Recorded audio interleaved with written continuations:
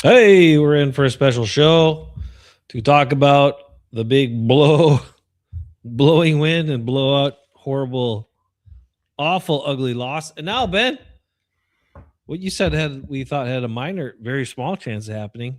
Well, now it's happening. The NFL got what they wanted, and so did Aaron Rodgers. He gets to play the last big hurrah game of the season as the winner take all game with the Ravens and the Steelers. Will cap And off. he'll lose. Go home sad. He'll blow it again. Come on. Ugh. Well, that's a side story. Let's talk about all this Packer stuff. So many things from this game.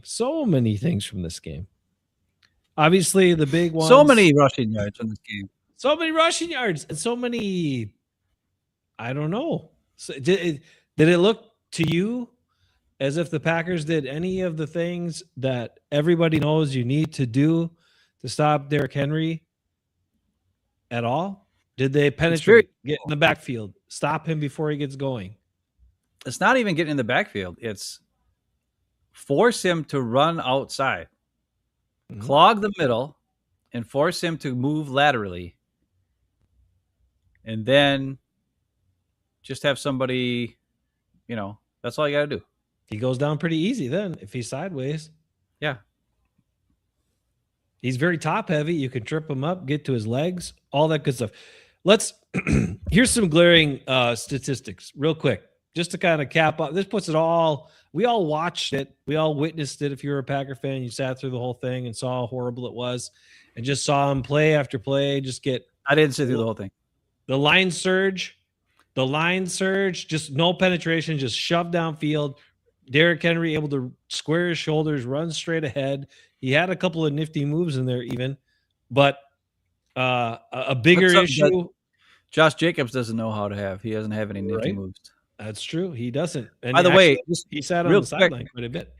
Real quick aside. Go ahead. I was watching the game last night. Christian McCaffrey. Holy fart. The difference between him and Josh Jacobs is about 5 million.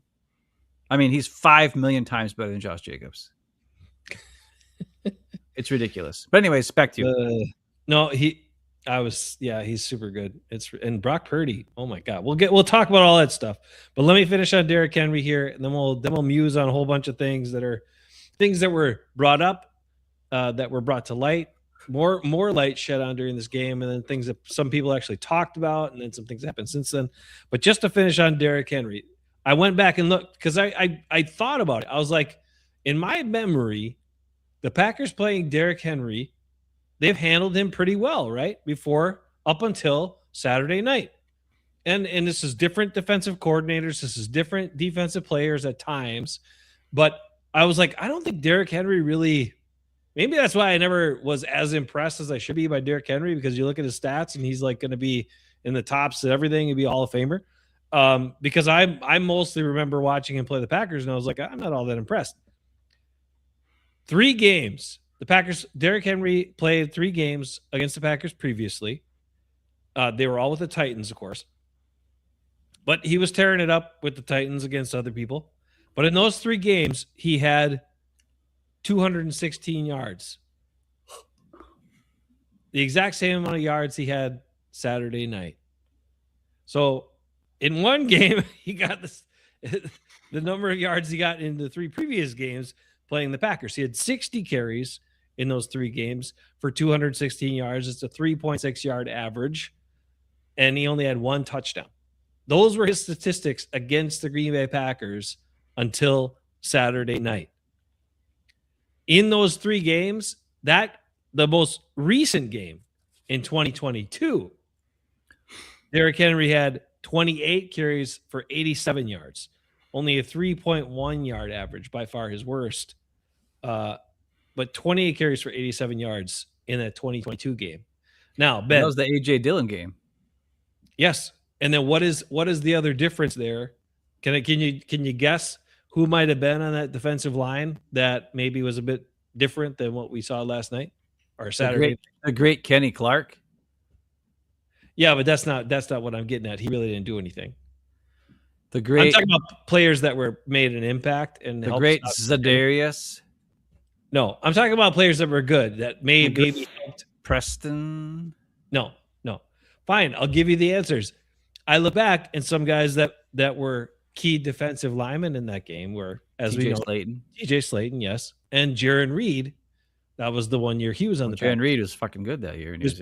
He's always good, and he's still good. He's at the Seahawks yet. Yeah. So that's kind of the difference in many ways. Yeah, but the Packers, as we know, Brian Gutekunst did not prioritize even offering TJ Slayton a contract. Brian Gutekunst did not prioritize getting any additional players who might be bigger except for, some very late round draft picks.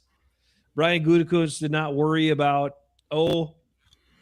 having any depth. Then he traded away Kenny Clark. Not that Kenny Clark was that impactful, but it's another body and another guy who was at least sort of okay against the run sometimes. And they just got their asses. How easy can it be to play football? You just hand it to that guy a bunch of times, run it down your throat. Pretty easy, right? Well, the difference is usually, hey JJ, we play teams and they're too dumb to just run the ball 100 times. They're like, well, we got to pass it eventually. And like, no, on this show, we've told every opponent that ever plays the Packers, just run the ball the whole game. Like we can't stop it. But a lot of these teams just won't do it. Can't help themselves. But the Ravens were like, yeah, we'll do it. And the Eagles, they do it. Yeah, that's why they beat us 10-6 or whatever it was. And in this game, they destroyed us 40-something to 20-something. And that's the whole key. I mean, if Malik Willis didn't play the awesome game he played, it would have been like, it would have been 40. It would have been 50-10. If Jordan Love played, it would have been 50-10. Oh my God! There would have been so many 3-and-outs because you couldn't run the ball. Mm-hmm. And Jordan Love sure as hell can't extend the plays because he runs backwards and then throws off his back foot. So it's not like Malik Willis, who is actually stepping up forward. Did you watch Brock Purdy? How many times did Brock Purdy step up forward and make a nice throw, or step up forward and then run for 5 yards and get a first down, or whatever? It's just ridiculous when you watch Jordan Love fade back, throw off his back foot, some wounded duck crap. It's just not good. Let's name some. It'll be easy to off top of the head. We're not even going to look at all the things. Off top of the head, name some quarterbacks that are better than Jordan Love. Basically, I sent a text. I was like, is it me, or is Malik Willis better at every single part of playing quarterback than Jordan Love? Yeah, and it's not me. He is. He's better at everything. He throws it more accurately. He's better at moving. He's better at avoiding the rush. He's better at throwing on the run. He's better at throwing from the pocket. He's better at being spatially aware when the rush is coming around him. He's better at everything, every single facet. And did you also notice how many times last night? This is a perplexing question. We'll have to revisit this and examine it a little bit more later. But just, did you take a mental note how many times the play clock was down to under 5 seconds last night when the ball was snapped? No. I did. We'll talk about that in a little bit. Anyway, so Malik Willis basically better, because I got to go on this part. Malik Willis basically better than every single facet. And then it made me look. Then I watched the game last night, and I was like, Brock Purdy, Caleb Williams are better. Brock Purdy's definitely better at every single thing that playing quarterback than Jordan Love, and Caleb Williams is definitely better than most things. And then it got me thinking, like, okay, so name all the quarterbacks that we feel are actually better quarterbacks and can run an offense more successfully than Jordan Love. So we just named 3 who I don't know if, Brock Purdy got paid. Caleb Williams was number 1 pick, but nobody thinks he's even close to finished product. So no one would think that before. I'm sure there's a whole bunch of other ones. Who else do you think? Is better? Justin Herbert. Patrick Mahomes. Okay. Yep. Bo Nix. That's 3 right there. Matthew Stafford. Oh my God. Sam Darnold. Uh-oh, this is getting long. That's 2 more. That's 6, 7. I don't know how many we got already. Okay, let's go to the South. Baker Mayfield. Yes. He's struggling a little bit. He's still probably better. That's about it. From the I don't know, South. Bryce. Maybe Bryce Kirkle Jones. Chains? Maybe Kirkle Chains? Probably not Kirkle Chains. Probably not quite. AFC South. Trevor Lawrence. He's coming around this year. He's He doing looks pretty better. good. Daniel Jones, before he got hurt, was looking pretty good. I don't know if he's better than Jordan Love, but he's right. I would say he's about the same. And then who else? I'm not a CJ Stroud fan, so I don't put him ahead of Jordan Love. I think they're equal. And then I don't know who the other team is in the NFC South. Who's the other team in the NFC? Oh, the Titans. They stink. Let's see. Let's do the East. Drake May. Drake May for sure. He looks amazing. Josh Allen for sure. That's about it there. NFC East. Dak Prescott. Dak out of him, yeah. Jalen Hurts, possibly, yeah. I think so. Jada Daniels, yeah. I think he stay healthy, yeah. So, and I think Jackson Dart is creeping up.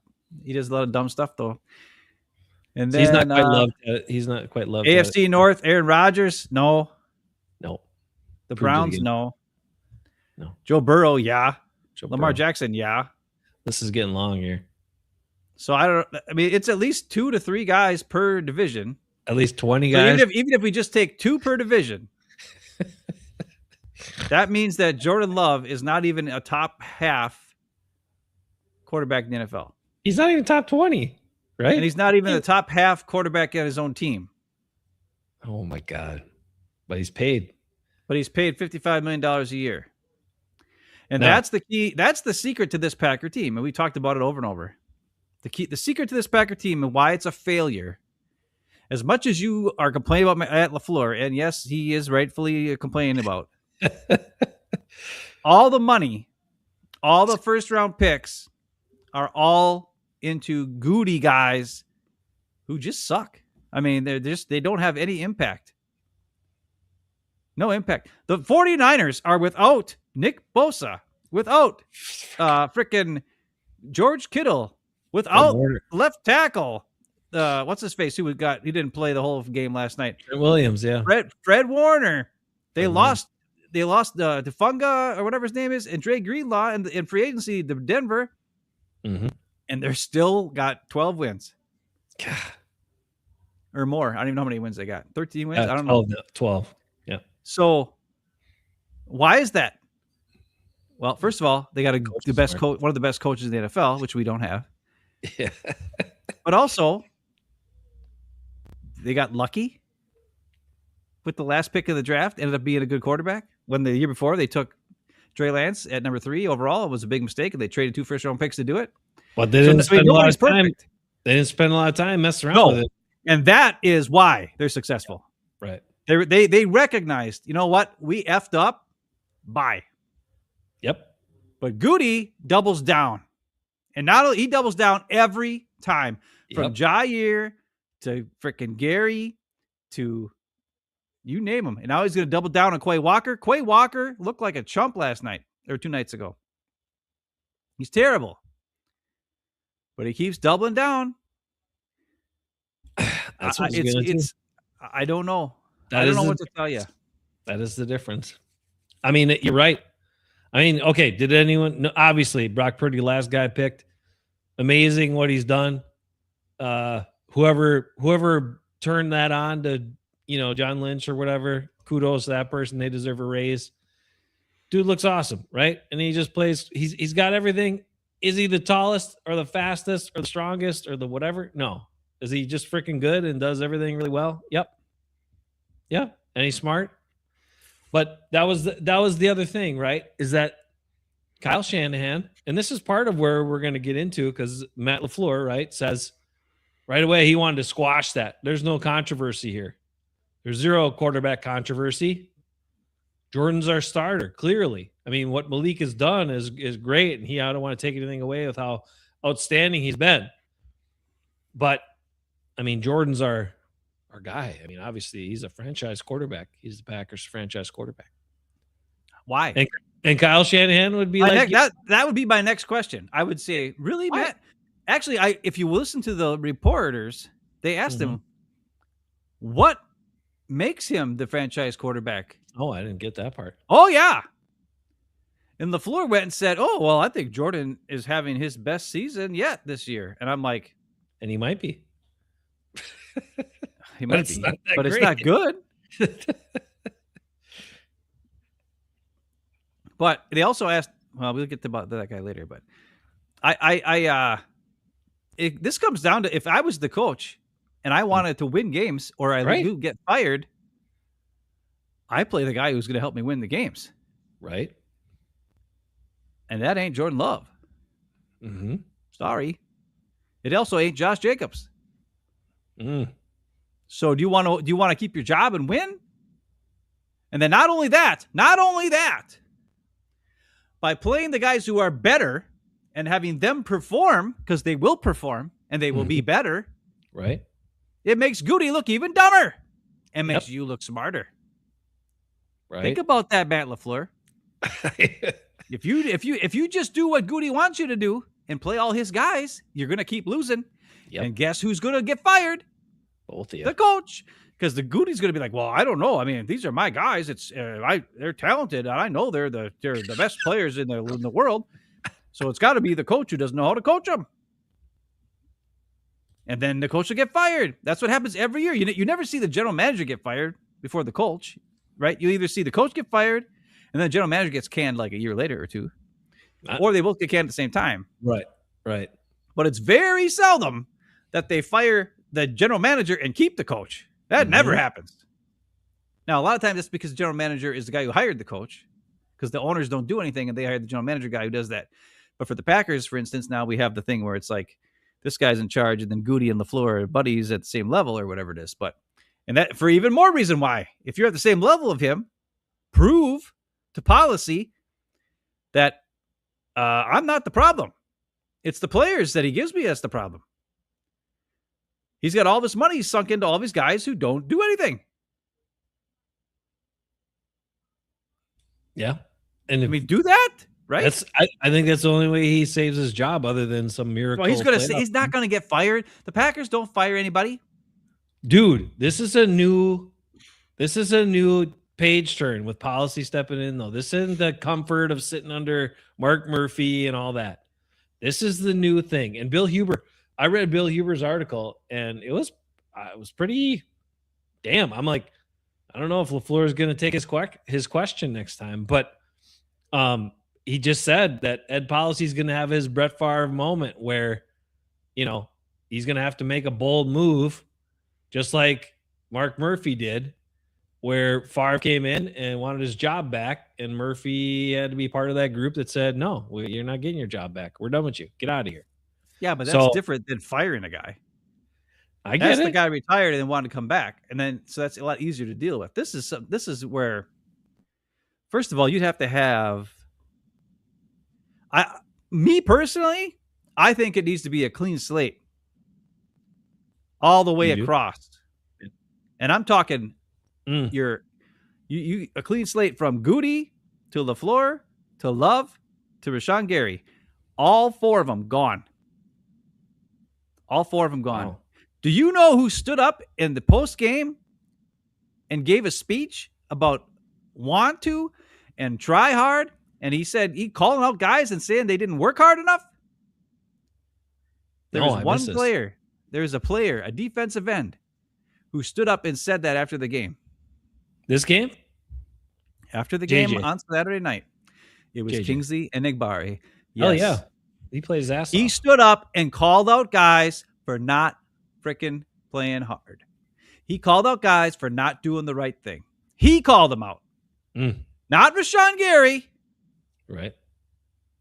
The supposed leader. Enagbare. So you're telling me a guy who's on his last year of the team is more of a leader than all the other guys on the defensive line? You're telling me that Isaiah McDuffie, the 3rd/4th string linebacker, got voted to be a captain of the team over Quay Walker? What? And where is the great Xavier McKinney in all this? I thought he's supposed to be such a great leader. Why isn't he the guy rallying the troops and getting guys up and telling them what's up and getting on their asses? He had to tackle Derrick Henry too many times. He didn't like that. I mean, he got his ass kicked by Derrick Henry. I know. He had to be. He was last line of defense on a number of his runs up the middle. You're right. And yep, J.J. McQuaid is correct. He's saying Rasul Douglas stood up and told everybody to stop slacking off. And then Goody wanted him out of town. Because then he started talking to reporters about it. And then Goody got pissed and traded him. What are the players? After watching Malik Willis come in and do what he does, what do the players in this locker room think? What are they going to think if Jordan Love is inserted back in? Well, he's inserted back in. I know, but when I get it. I know they're going to understand the money is all tied up in them, and they're going to understand. I get it. But like, if you take it to the guys who really give a crap about winning, right? And maybe that's not all of them. Maybe that's a percentage of them. Who knows? But what are those guys going to feel like? What are they going to be like when this team gets bounced out of the playoffs right away because it's the same garbage again? And then next year, this guy's on another team, and this is what we got, and we're just holding it down because that's what this GM set up, and so that's what we got to do. It's what we got to do, and it's not what we have to do. It's not what. If you're right, Matt LaFleur, if he wants to try to save his job, because people have talked about this a number of times. Matt LaFleur made the playoffs much times, great winning percentage, right? All the stuff, but not the ultimate. Not getting anywhere, not getting his team where he needs to go. It's been since 2010. His team's won a Super Bowl. So when does that become not enough? When is it like, yeah, we're good, we're competitive, but we're not getting where we got to go or where we should go? And especially after you made the big splash and got Micah Parsons and did the extra move and built all this up, and it's still it's the same. How do we get the same end result? And I understand the injuries happened this year. It sucked. I mean, they're big injuries. Don't get me wrong. But as you just pointed out, 49ers got a ton of big injuries too. Look how they're playing, right? Other teams have injuries, and they still figure it out. But they have a coach who's bold enough to play the right players. Matt LaFleur's either not confident enough in himself or he's not bold enough to do it. But if he doesn't do it, both him and Goody are out. They're not out, though. They're not going to get rid of him. I don't know, man. I don't know. So interesting about Gary, by the way, gave up the edge on Henry's big runs around the outside. Pretty much those are, I think, 3 or 4 of those were to Rashawn Gary's side, and he gave up the edge. Like, he's not setting the edge. Well, you want to hear this? You want to hear this? What's that? I do. Enagbare played 58 snaps in this game. Now, 8 of them were special teams. And Lucas Van Ness played 40-something snaps, with 6 or 7 being special teams. Sean Gary played 33 snaps. For $20 million. He played less than half of the snaps on defense. That doesn't sound like something where he got gassed and tired. That sounds like they chose to not play him. Now, it didn't help us. We still couldn't stop Derrick Henry at all. But it seems to me like Jeff Hafley and his defensive coaches are trying to play the best players that they can. They're trying to play the guys who will actually work hard and do what's best. And that's why this season, for the most part, the defense has looked good all year. Now, they also had Micah Parsons destroying everybody, which helped out a little bit too. Obviously, he's not there. And the fact that we haven't had a sack since Micah Parsons got hurt. I don't know. I mean, it'd be nice to play Jared Goff there somewhere, but you can't always play Jared Goff every week. Yeah, well, he sucks. And they asked Matt LaFleur about Rashawn Gary that only playing 33 snaps. And they said, you need more from this guy. He's supposed to be your star. And then LaFleur said, oh, well, we need more from everybody. Oh, everybody. We go to everybody. Okay. Yeah. You're right. This guy sucks balls. He's not earning his money. He's not doing any of it. And that's as a Packer fan, Packers fan. I don't know. Is this Packer fan or Packers fan? I don't know. We call it Packers. Can be We a- probably should call it can be Packers a- already. I don't be know. Because it's the Green Bay Packers. Yeah, And but if you're on the team, you're a Packer. sometimes you got to be a Packer. So if you're a single fan, wouldn't you be a Packer fan? But then I guess you're a fan of the team, which is the Packers. So maybe you're a Packers fan. I don't know. I don't really give a crap. But what I'm saying is this. It's hard to watch this crap and not be upset. Because like he said, the reason why the 49ers are successful is because they recognized we made a mistake. Goodbye. Guy we traded 3 first-round picks to move up a couple spots to get. We're going with the guy we drafted last. And the Packers just keep doubling down. And not only are they doubling down on the picks with the money, they're doubling down on playing those guys, even when they're not good. And there's guys behind them that are better. Mm-hmm. And the great Aaron Jones gets walked for Josh Jacobs. Not a great move. I told you he sucked. I told you he doesn't have vision. I told you he doesn't break tackles. I told you he doesn't have any elusiveness whatsoever. Now, Matt LaFleur calls dumb plays, like shotgun runs and fucking 3rd down and 1 and 4th down and 1 that don't go anywhere.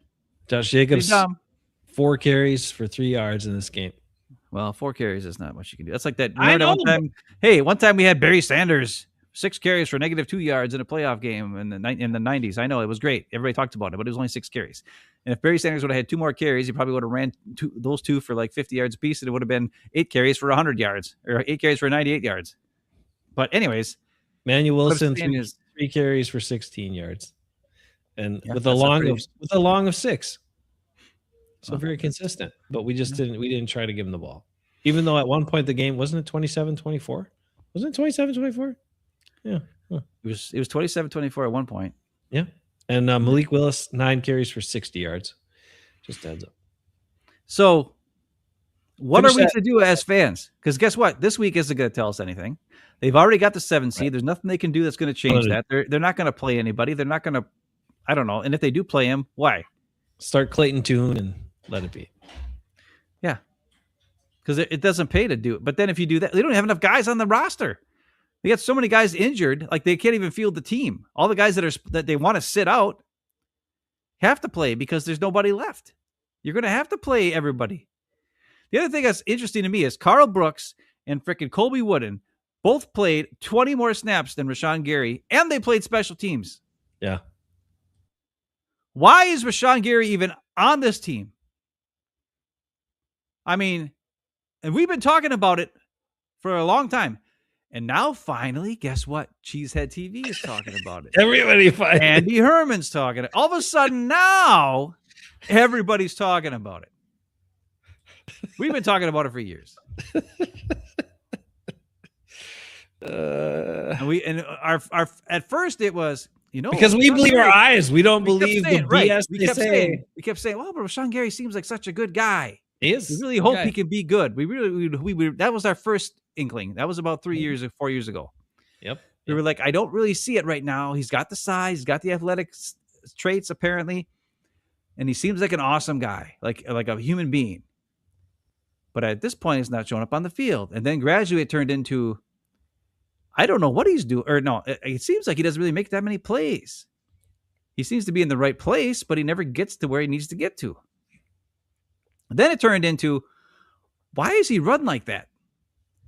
Why does he pass rush like that? Why does he stand straight up and give his entire body for the offensive line to grab and hold him up? And then it came to, this guy is useless. Do you have a quick point? Do you recall in your mind one of the few plays that Lucas Venice made in this game? No, I don't remember. So there was a run to his side. He started to play the edge. The guy tried to bounce outside of him. He kind of got outside of him, but Lucas Venice reached his arm out, dove for him, grabbed him, and tackled him. What? Yeah. He didn't do this? No, he didn't decide to stand up straight, move away from the guy, and then try to run after him slowly. He's like, there's no way I'm going to catch this guy. I'm really tall and long. Let me get my outside leverage, throw an arm out there, grab him, and tackle him. I remember that very well because we had just talked about it. It was just like, why can't You was there. You're like, you're 6'5". Just reach out there, grab him, do And something. at least slow him down. Yeah, do something. Yeah, Just do something.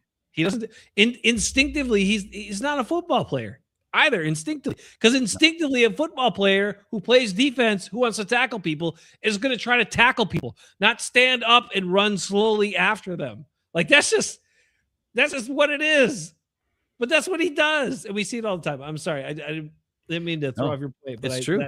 Everything we've said is true, and it's not like, it's so sad because like it's good, dude.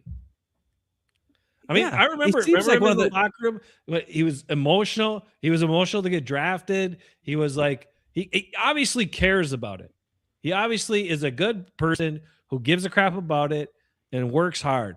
He just physically, but you know what? However he does it is not a good football player. That's the Packers drafted that same guy this year in the 4th round in Baron Sorrell.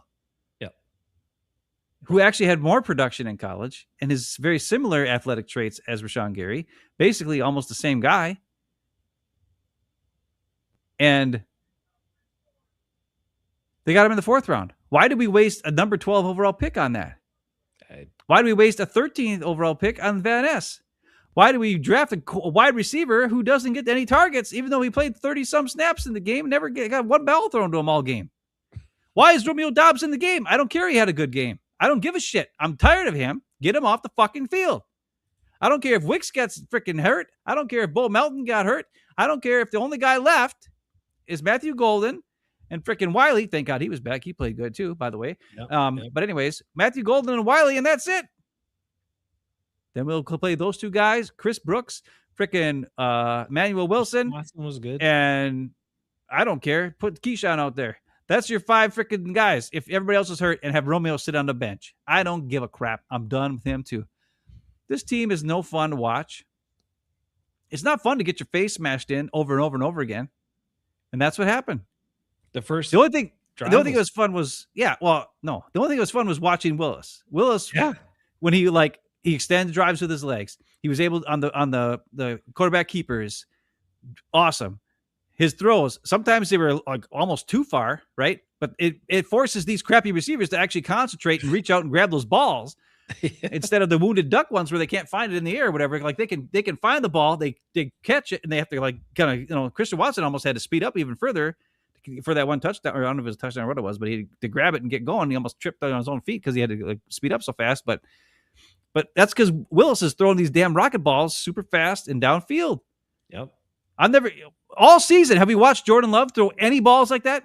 Guys in stride, hitting them for more yards after the catch? A touchdown to Watson was awesome. It's like drill it and just go get it. I mean, he was 18 out of 21, and there were 2 drops, man. Like there were 2 easily catchable balls. Well, there was one that was behind Christian Watson. I know there's one that was a little bit behind, but definitely catchable. And there was one other one that was a drop. And then there was one bad throw or something, and that was it. And I was just like, damn, the dude was amazing.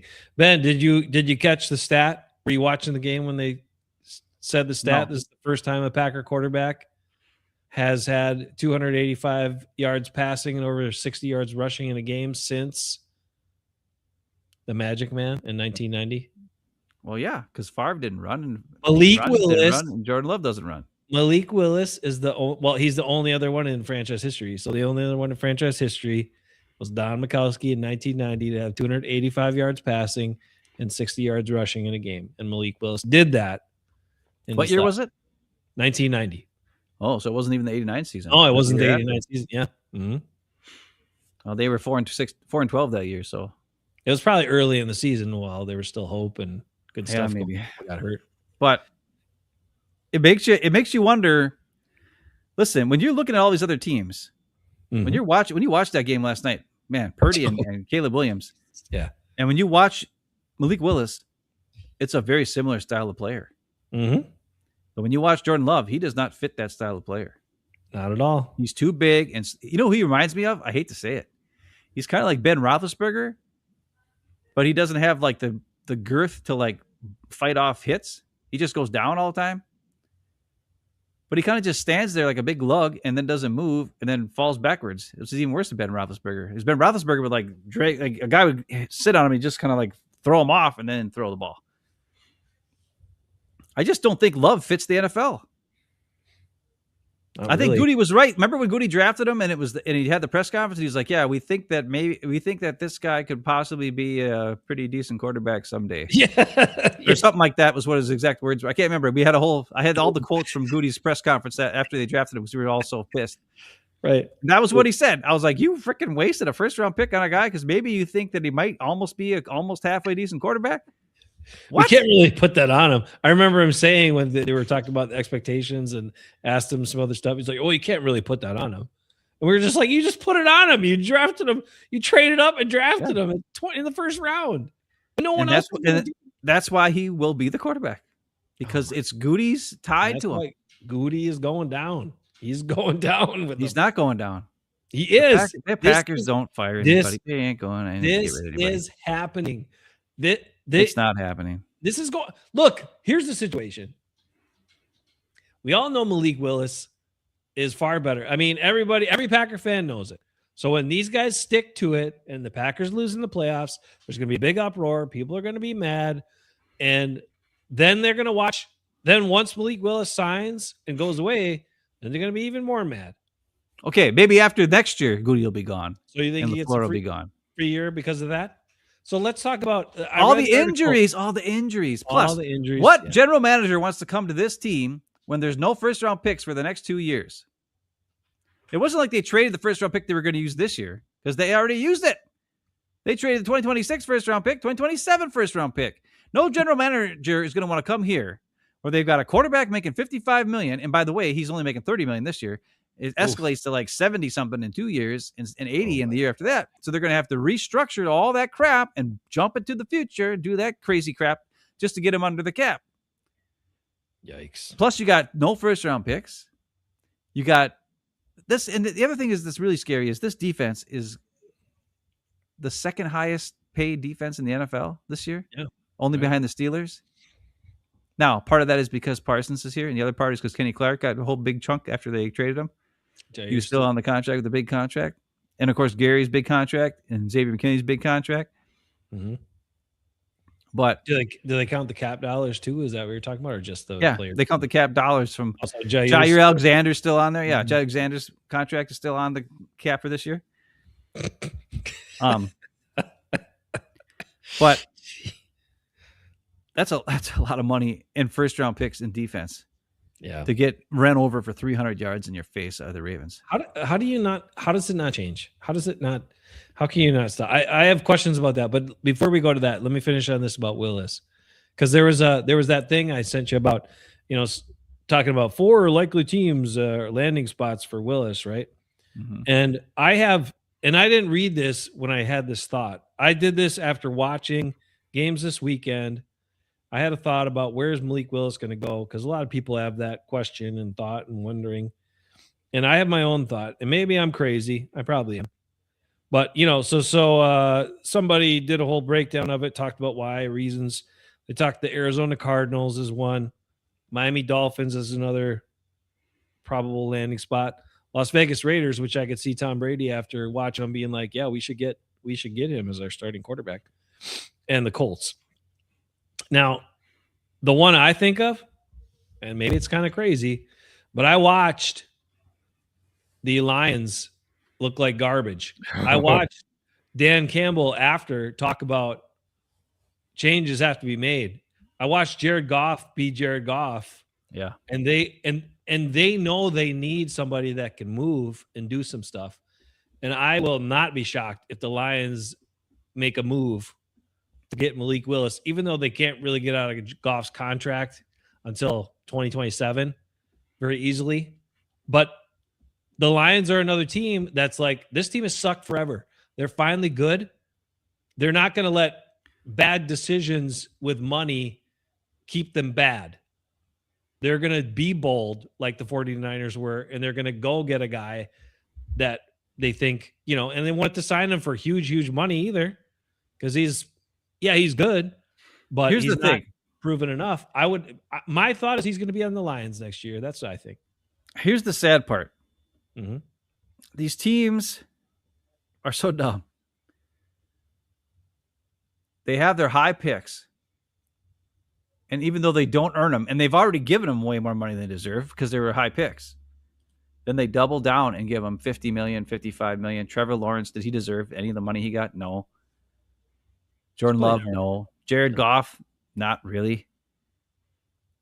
Tua, why do they sign him to a contract extension? Dumb. Now he's not even, he's like third string on Miami now because Mike McDaniel is like, I got to try to save my job. So he won't even play Tua anymore. And the sad part is these guys who, except for Brock Purdy, but that's because he came up with that team. But these guys who end up going from a bad situation to a better situation where they learn, like Daniel Jones or Baker Mayfield or Darnold and all these guys, and they proved how they're actually very good and valuable quarterbacks.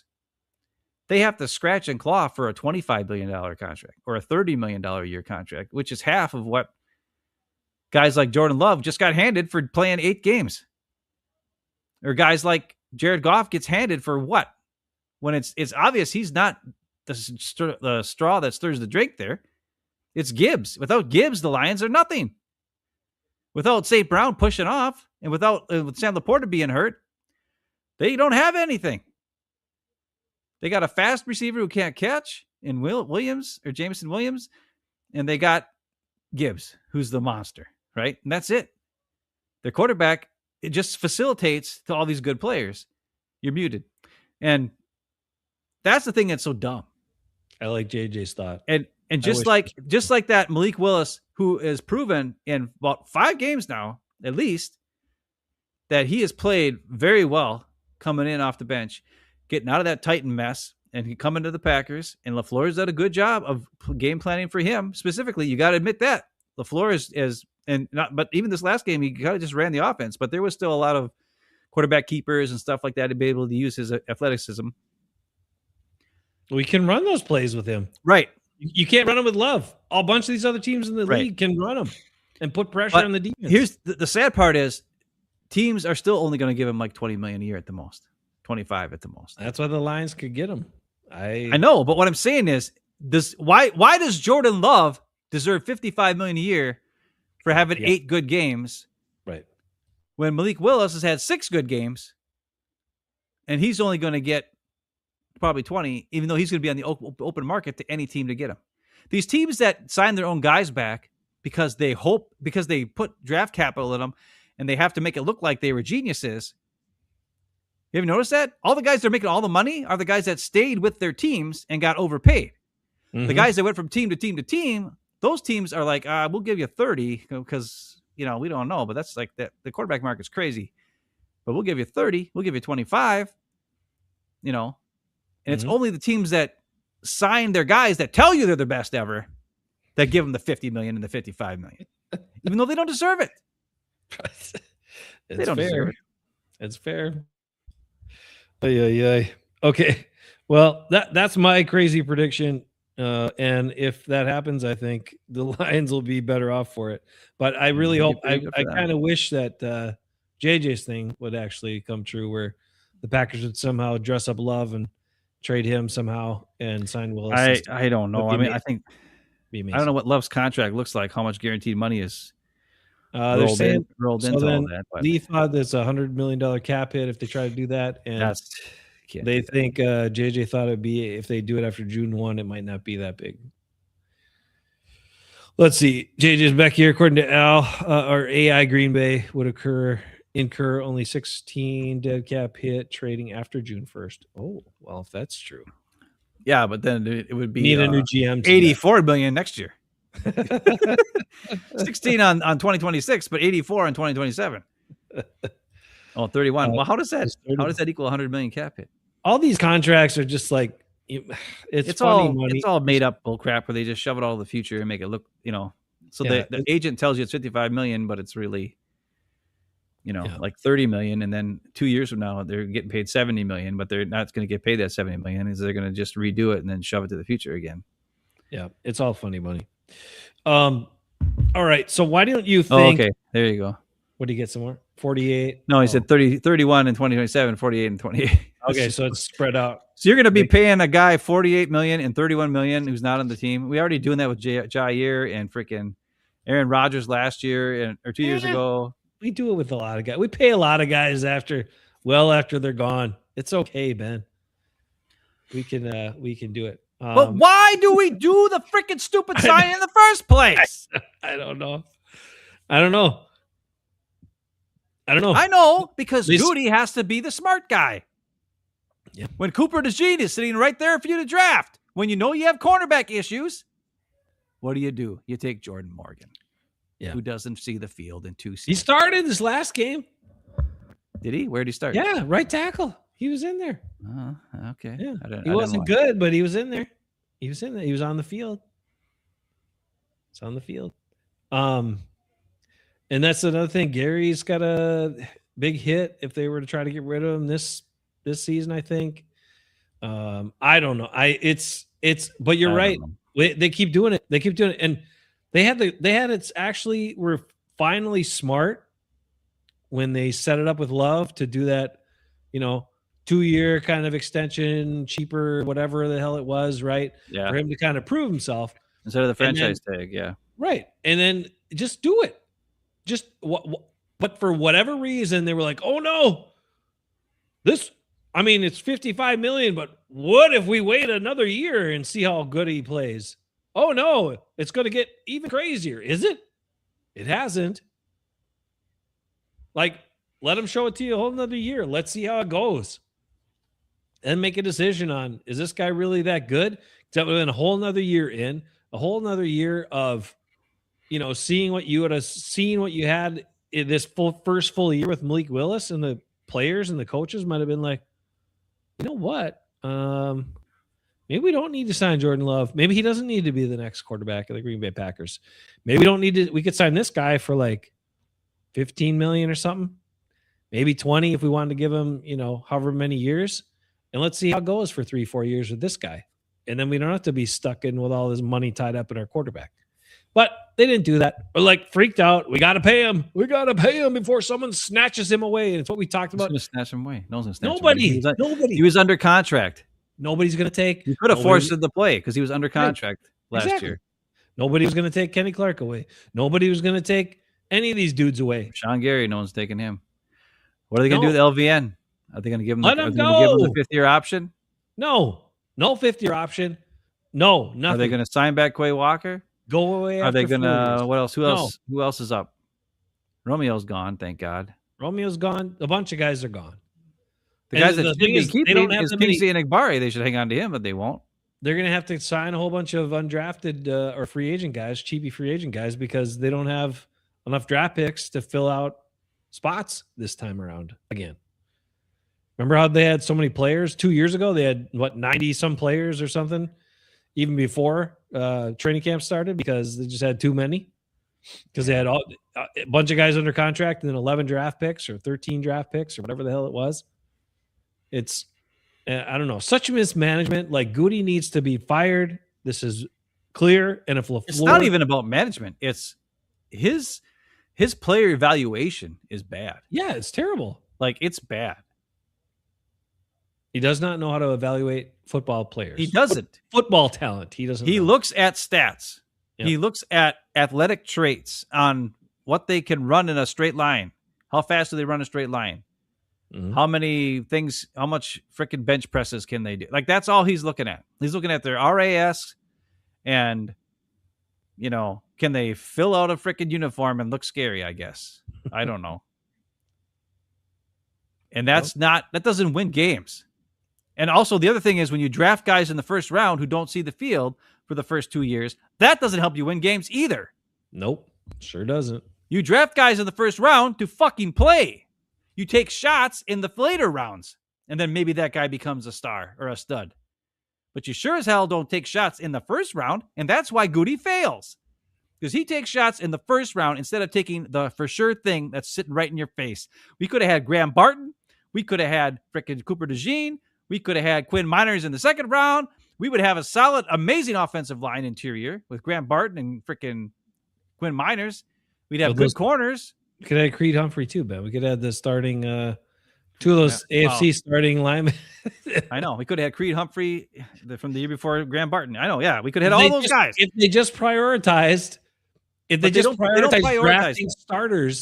drafting starters in the early rounds. That isn't that. How does that make any sense to anybody? Please? Because I've heard it. Best player available. Blah blah blah blah. That's what you have to do, especially in the early rounds. Who says and why? Because last time I checked, you need 11 players in certain positions on offense and 11 players in certain positions to start on defense and to be starting caliber players. And so if the best player available is not one of those guys, according to your whatever you're looking at, then draft a guy who's going to start, who's a starting caliber player who you can plug in and play and start. Because you need starters. You need quality players at all 11 spots. And if you have stacked up project superstar athletes at 2 spots and 3 spots on the offensive or defensive line that are question marks or afterthoughts, then you're not going to be good. Bottom line. And that's what we do all the time. We don't fill out the starting lineup, and then we're okay with not playing them for 3 years, 2 years, whatever. That's the other thing. Matt LaFleur keeps talking about how, like, he talked on Monday or Sunday about having Malik Willis on the team, and it's a good problem to have. 2 guys that are that good at quarterback. No, it's not a good problem to have. A good problem to have is, well, not a problem, but the good thing to have is if you have a good player here and a good player here and a good player here and a good player here at all 11 spots that play different spots. What if we had a running back who was, I don't know, Aaron Jones? There are a bunch of these dudes. You can find them. What if? No. But what I'm saying is, Goody is the dumbest of all time because they prioritize these few positions, and they just draft that few positions in the first round all the time, and then. Either, first of all, they don't end up being that good. But even if they all became good, right? And then you like let's say LVN was a monster, and Rashawn Gary was a monster. Okay, I wish it, but no. And Micah Parsons, you traded for as a monster. Yeah. Now you got 3 guys. You can't they can't play at all 3 at the same time. Really, too much. Only on passing downs. That's a waste. Where you could have taken any one of those defensive linemen. I think they could have had the guy from Oregon. I know the Steelers took him, but maybe I can't remember if the Steelers took him before the Packers did, or the Packers could have had him. I can't remember. I think they had a shot at him because I think we were hoping they would take him. Yeah. But that's where we needed it. Every Packer fan this year wanted a D tackle. We didn't want a fucking wide receiver. We already have 18 wide receivers. And then you took another one in the 3rd round. What does he do? I don't know. But it's frustrating to watch you draft a guy and then hear about how good he is, because of course in the draft they only show the good plays and they say all the good things about the guy and nothing bad. And most teams that get to watch that 1st round pick actually play for their team. But not Packer fans. We don't get to watch our 1st round picks play.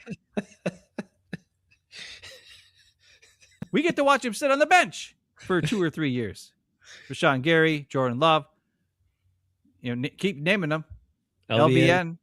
Eric Stokes. Well, no, he played right away, but it was. Oh, that's right. He did. It wasn't good. Jordan Morgan. I mean, Jair played right away. And Darnell Savage played right away. That was bad, too. Oh, Savage. Yeah, I got to see him right away. Those are exceptions because they were corner and safety. Usually he doesn't take that high anyways. He did take Wyatt. We finally took Wyatt till this year. He didn't play? He's like 32 years old. And he finally got to start playing more of the snaps this year. Well, that's because he was 26 when they drafted him. I know. But still. But the bottom line is this. We don't get nice things as Packer fans.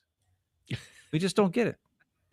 Other teams, they get a 1st round pick and they get to watch the guy go out there and dominate, or at least get a chance to play and look good.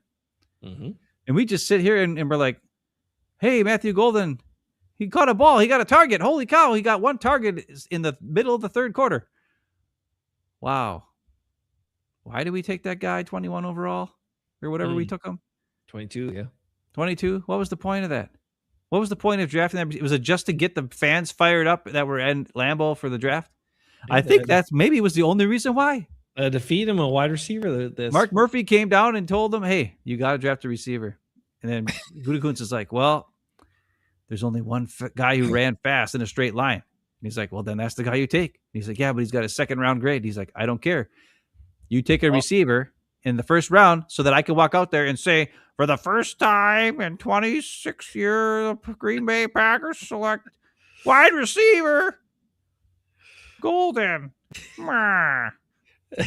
and then that way, Mark Murphy got a swan song. Isn't it crazy how different the world is? That draft day, remember how Packer fans were crazy happy? Yeah. Wide receiver drafted. Mark Murphy leaving. We all made us happy. And now we're at the other end of it. And we're even in the playoffs. We're already in the playoffs. But we're still grumpy. Why? Because we know this team stinks. We just gave up 300 yards to the Ravens. What the hell are we going to, what the Bears going to do to us in the first round? Bears are going to kill us. Mm-hmm. They're going to kill us. Ben Johnson is not an idiot. No, he's not.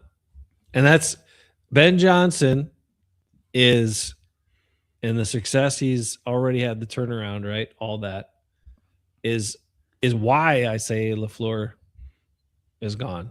If he doesn't buck Goody here, if he doesn't take a stand, he's going to be gone because Ed Policy's looking at this. He's like, the Bears just hired this guy and he made their team good in less than a year, one offseason. He's already they were a mess the first 2 or 3 games. Yeah. I even said that. Remember at the beginning of the year, I was like, yeah, I really hope we could. I was really upset when we got both of our Bear games are going to happen way late in the season because by that time, Ben Johnson's going to have these guys shaped up. And I was right. Yep. Yeah. And they but that's putting pressure on the floor. I think that we'll see how policy operates. I hope, these guys have had a long enough leash. They've failed enough, right? And their plans don't work. They don't stand up to each other, apparently. Or LaFleur doesn't have enough balls to stand up to Gutekunst, or I don't know, whatever the situation is. But they're all going down. It would be different if we had garbage, nothing quarterbacks like we had for the last 15 years behind our starter. I get it. But come on, man. Like you lucked out by you traded for this guy because probably somebody put it in your ear. These quarterbacks we had aren't working out. Oh, trade for this guy. He was pretty good. Or I really liked him, blah, blah, blah. So Goody does it, throws a 7th rounder over there. And you see this guy play, and all he does is produce and be good and look awesome and be an awesome dude, an awesome leader, and have all the actual traits you'd want in a quarterback to play in this style of football that the NFL is currently in. And we're just going to be like, yeah, we lucked out on that one, but wasn't part of the plan. This guy wasn't in the plans. What? You said something. We never really addressed it too much, but you were asking about what do the guys think in the locker room about what do they think? Malik Willis playing well. And I don't know, because it seemed to me like earlier in the season that the guys were kind of a pretty solid unit. They believed in each other. Mm-hmm. Mm-hmm. And a lot of it, I think, was the Micah Parsons trade thing. And I think they were like, oh, this team believes in us. We're going to go for it. We got a stud and blah, blah, blah. And ever since his injury, I think the defense has had some issues. Yeah. But I think it's also like maybe divided it a little bit. Because I don't know if you saw Bullard's interview after the game. No. He dropped the F-bomb, an S-bomb, an A-bomb in all in one sentence. He was like, we got to, figure this crap out, or we're going to be sitting our butts right back here in Green Bay after a first round wild card loss. Or something like that. But he said a lot of F words and S words and A words and stuff. But anyways, he was pissed. He was like, I don't know. No, they didn't put that on Packers. It was not on Packers.com. That was on, Milwaukee Journal, Sentinel, whatever website. Mm-hmm. But, and you got to wonder, like, do the players, I think there's a lot of smart guys on this team. That's one good thing about it. It seems like when they draft a guy in the 3rd, 4th, 5th round, they're usually pretty smart guys. Mm-hmm. Like Evan Williams, Zach Tom, all these guys. Yep. Isaiah McDuffie. They're not dumb. They can see. They watch the tape. They'll know what's going on. And Matt LaFleur said that he had the guys come in Sunday after that loss. Oh. And addressed them all about how they played and how freaking terrible it was. So I don't know. If Matt LaFleur is trying to go from being the player coach to now being a hard ass, I think it's going to be a pretty hard switch to do in week 17, week 18 of the season. All of a sudden, you're going to try to be a hard ass when you've been a player's coach for the last 7 years. You know? Yeah. And if you try to do that, I don't think he's going to have the locker room. And then they're going to start seeing with their own eyes that things are going on. And then not only that, if Jordan Love plays in the playoff game, plays like dog shit, and the offense can't move, and they got a bunch of 3-and-outs, and it's like 3rd and 4, and we know for damn sure Malik Willis would have ran for a goddamn first down if there's nothing open downfield, and Jordan Love can't. If I was on that team, I'd be like, fuck, why do we have this idiot out there? Willis would have extended that drive. Yeah. The defense would be like, oh, we got to go back on the field again because it's another fucking 3-and-out. I'd be like, put Willis in there. At least we'll get some rest. He'll at least extend some drives. Love just is going to throw a freaking 50-yard bomb on 3rd and 3. It's going to get incomplete. Instead of just taking the freaking first down pass, it's right there. Oh, wait. Yeah, that's what he does. I don't know, man. I thought of my one other thing to bring back. I did want to bring this up. So we hear about it all the time, right? How wordy this offense is, right? And that's why it took Aaron Rodgers, so long to get the play called and the whatever. And that's why the clock was always down to 0 or under 5 or almost running out when he snaps it. And then we thought it was going to be different with Jordan Love. And then, no, we see the same thing, right? Jordan Love, it's under 5, almost down to 0, almost every time he snaps it. And in this game, I started watching. I was like, oh, they're up on the ball pretty quick here. They're snapping it. There's like 15 seconds. There's like 19 seconds on the play clock. It's like 11, 12 seconds on the play clock. I didn't hardly ever see it get down too low, only a couple times. And I was like, how can that be? Is Malik Willis calling all his own plays, or is he just better at processing the information faster, or is Matt LaFleur more assured of himself this game and calling it right away? I don't know what was happening, but the offense was much more on tempo. The plays were getting run and the ball was getting snapped. And I don't know. I have no explanation. How is that possible from a guy who's known this offense for 6 years? He's doing the same thing. Is he doing it because he learned it from Rodgers? Is he trying to do the same thing Rodgers did with, running it down and try to get all the tells before the snap? And that's why he does it. Is it something else? Can he not process the call fast enough? Why was Malik Willis getting the plays off and the ball snapped with so much time on the play clock when we've seen 2 quarterbacks under this offense say how wordy it is and how they can't do that? I don't know. Maybe Willis had like an arm thing and they just said, and LaFleur was just like number 47. And then why doesn't Jordan Love have that? I don't know. I think all quarterbacks should have it. Because it's way fucking easier to just hear number 1 and then call and then read off the shit on your arm. Then have somebody in your ear go, say it all, and then you repeat left it? monkey Z67, I say with the freaking whatever the hell, banana, Y2 banana, whatever. And then you got to say all that shit back to all these other idiots around you. Or you can be like, hey, it's number 1.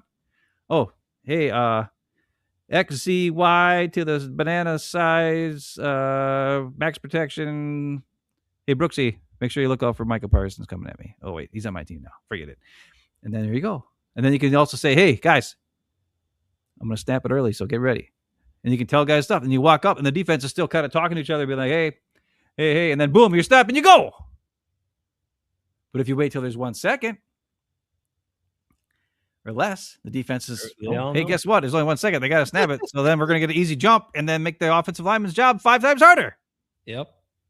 And also, it burns so much time off the game, the length of the game. You lose plays. You lose so many plays. That's how you score 6 points in the game. I don't know. I just noticed that as I was watching the game, and I'm like, I wonder why that is. I wish one of the reporters would have noticed that and asked Matt LaFleur, hey, why was Malik getting the plays off so much quicker than we've seen? Jordan Love do and Aaron Rodgers do before that. What's going on there? Did you simplify the process? Could you do that for Jordan too, so he can, get the plays called sooner? And I don't know. Maybe it's dumb. Maybe it doesn't mean anything. But it was fun for me. It means something. I was like, damn, there's some tempo going. They're up on the ball. We're like already snapping the ball. This is cool. I like it. Anyway. All right. Well, this is our last show before Christmas. Enjoy that. Enjoy watching Aaron Rodgers. Christmas, New Year's, whatever. One of these holidays. The Vikings have won 4 in a row, Ben, and I know it's been ugly, but dude, that game was ugly. That game on Christmas was so bad. If they start that Brosmer guy, will they win again? Against us? Probably. They don't have enough healthy running backs to run it 50 times, so they can't do that. Well, Kevin O'Connell ain't going to run the ball. It's Kevin O'Connell. Even when the stats tell him don't pass it on third down, you haven't completed one all year, he'll still freaking pass it because he's an idiot. Well, that's he's not a Super Bowl winning head coach like John Harbaugh. He just said, "Hey, run the ball." Hey, offensive coordinator, run the ball. Hey, what are we gonna do next, coach? We're gonna run the ball. And why couldn't we get Derrick Henry to fumble? He always fumbles now. Why can't the Packers force fumbles when every other team forces other players to fumble? Drives me, and they talk about it all the time. LVN hurt his hand. He was trying to punch when he was way out of position. He punched somebody in the shoulder pad, and he was like, "Ow!"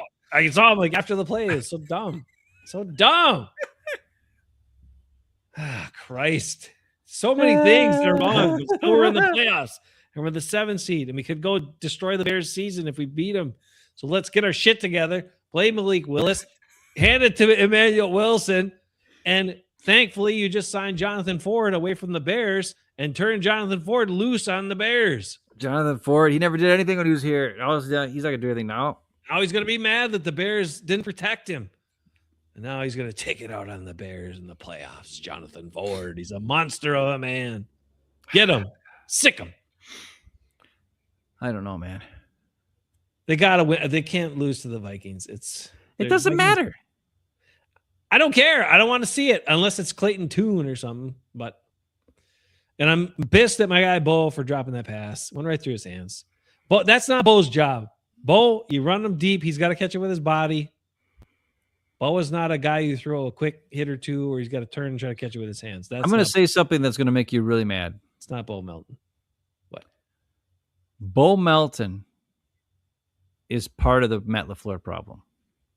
I know, because he loves guys that are good. He's the Mercedes Lewis of the last 2 years.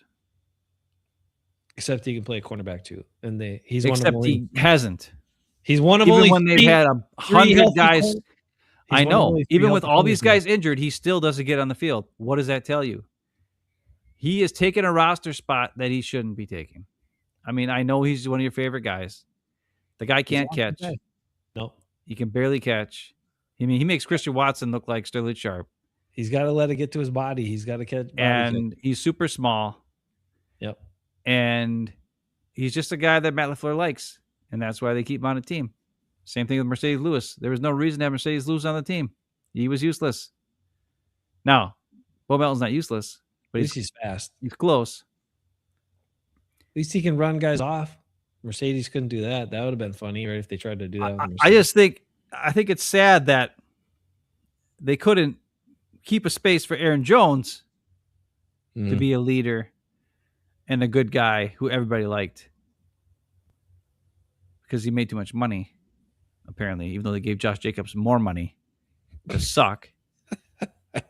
That's besides the point. But Bo Melton they keep because everybody likes him. And I know that's great. Everybody should. You need guys everybody likes. I love Bo, but like Eckes. Everybody likes Eckes. That helps your morale of your team. They have a guy everybody likes on your team. Did he get spunked in fantasy here? With Derrick Henry's big night going against him? I think he did. I'm sure he did because Brennan is a freaking slacker, stole my quarterback and then beat me with him twice. Actually, I beat him the first time. I beat him in the regular season because my defense went nuts. He deserved that loss. But then he played me in the first round of playoffs and beat me because he had his fucking wide receiver score 50 motherfucking points in the first game on Thursday night. And I was like, well, that's it. I ain't going to win. No. Damn wide receiver scores 50 points. Yeah, you just had Derrick Henry score 60 points. So, yeah, it's dumb. So he's a returner. He's winning. Who's the returner? We don't have a returner. They should have kept McCole Hardman. They should have. Yeah. I don't think that was the answer either.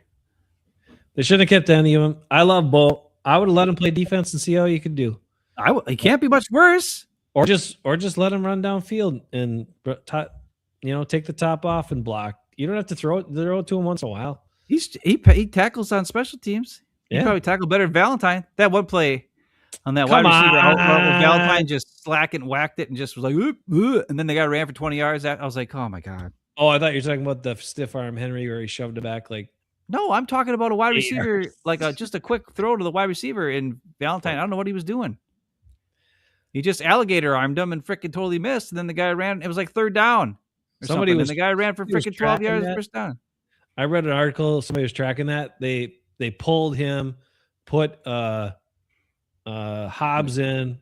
Then Hobbs got hurt. McCole Haddon or whatever his name was. No, they did this. They put Hobbs in. Then Hobbs got hurt. Then they put that Hatter guy in. And he got hurt. Then they put Valentine back in. So he was getting yanked, and he was probably pissed, and who knows whatever. And some people. So was Rashawn Gary. Some people don't respond well to getting yanked. Some people get pissed and play harder and crazy, and some people just go like little babies, and then they get like pouty. See, I get pissed. I get pissed and pouty at the same time. I got fucking pissed one time they yanked me in, and I went in and got crazy, blew some dude up. Well, one time I went and tripped a guy, and then I had to go home. It's because you'll do anything to win. You're like I'll cheat. I don't care. You're dirty. I'm a dirty dog. I'll elbow you in the gut. I'll do whatever I have to win. I don't care. Oh man! All right. Well, enjoy your New Year's.